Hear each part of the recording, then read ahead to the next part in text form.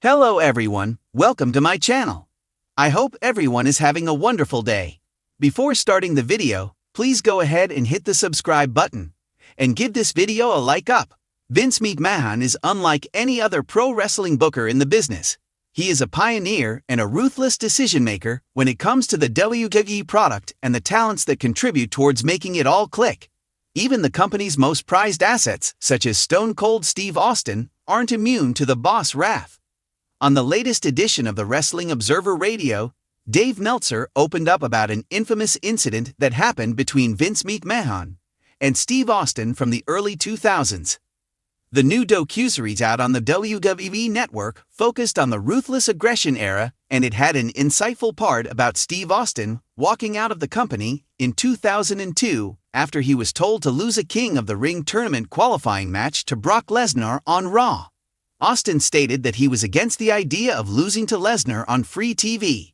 According to the WWE legend, it was a business blunder, as he could have had a big-money PPV showdown against the Beast with better build-up. Meltzer revealed on The War that there was a reason why Vince McMahon wanted Austin to lose to Lesnar. The Texas Rattlesnake spoke negatively about WWE's creative team, and the company wasn't too pleased with his statements. Vince McMahon, who was the head of creative, felt that no one had the right to publicly criticize creative, even if it was the company's biggest babyface. McMahon then decided to punish Austin by booking him to lose to Lesnar. The WWE Hall of Famer, however, didn't show up on Raw and walked out of the company, which has been a thoroughly documented topic ever since it happened. Meltzer, on this story of Steve Austin walking out because Vince was going to have him lose to Brock Lesnar in a television match, and Austin was ****Ed, and rightfully so, because it's like, Austin saw Lesnar as a guy who he can work a really big PPV match with. Alvarez. This was in an opening round. Meltzer. Was it in a tournament? Alvarez. I think they wanted him to lose in an opening round of a tournament. It was completely ridiculous, like it wasn't even in the finals. Meltzer. I don't even remember which tournament. So here's the story. So Steve Austin had done an interview where he had ripped on creative, and so for revenge, because Vince is the head of creative, Vince booked him to lose to Brock Lesnar. And Austin was like, I'm the top babyface, this makes no sense for business. Brock Lesnar should be running through everyone and then get to me on PPV, not on television, because back in those days, you made your money on PPVs and not on television. And Vince's explanation 17 years later is that if he'd beaten him on TV, by the time we got to the PPV, no one would have remembered the match anyway. So that was his explanation as to why. It still doesn't explain why he'd have Brock Lesnar beat Steve Austin on television before the PPV match takes place, months before the PPV match should have taken place, or the very first time they should have been meeting in the first place, but anyway, not a good memory thing. Alvarez. So I guess it was the night before Raw, they just called him, and they just wanted him to show up and lose to Brock. Meltzer. Yes. Alvarez. They didn't announce it a week in advance? Meltzer. No, it wasn't even hyped because it was a punishment thing, it was not like a storyline, it wasn't like something was built up the week before. He had said that creatives ****, and they are like. Nobody says that publicly, not even Steve Austin, and that's how they punished guys then. And then Austin was like, this is ***************. This isn't business, and then he was **********, and he walked off. Actually, I was reading Jim Ross' book the other day, yesterday, and I was actually reading the part about that, because Jim Ross was kind of caught in the middle, and Ross was telling Austin to come to the building and talk it out with Vince. And his thing was like, no, he's not doing it. Not anymore. He's going home, and that led to the big Austin leaving and everything. Austin has, in fact, later on, said that it was a dumb thing for him to do, just go home, that he probably should have talked to Vince.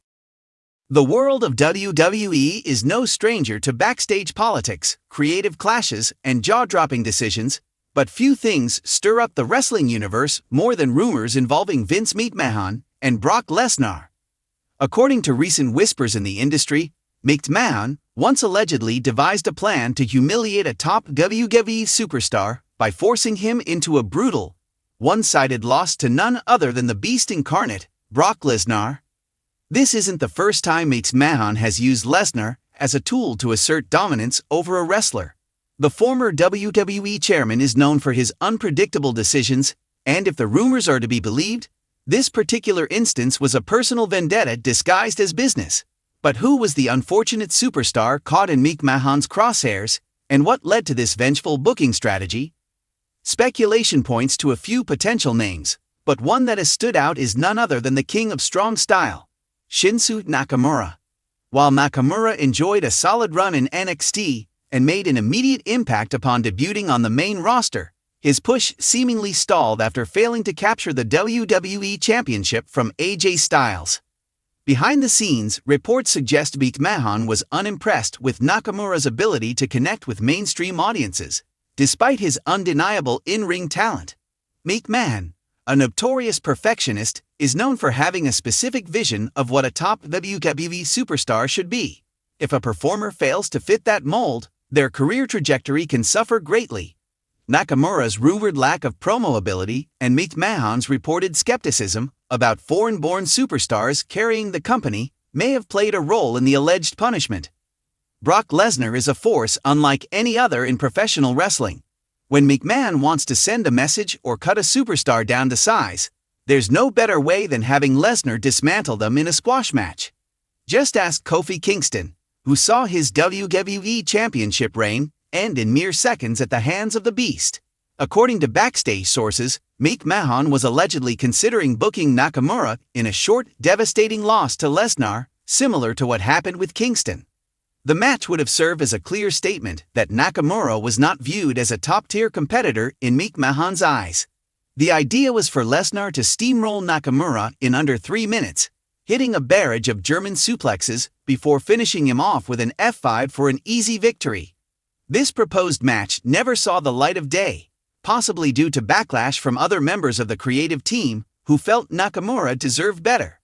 Alternatively, Nakamura himself may have pushed back against the idea, leading WWE to change course.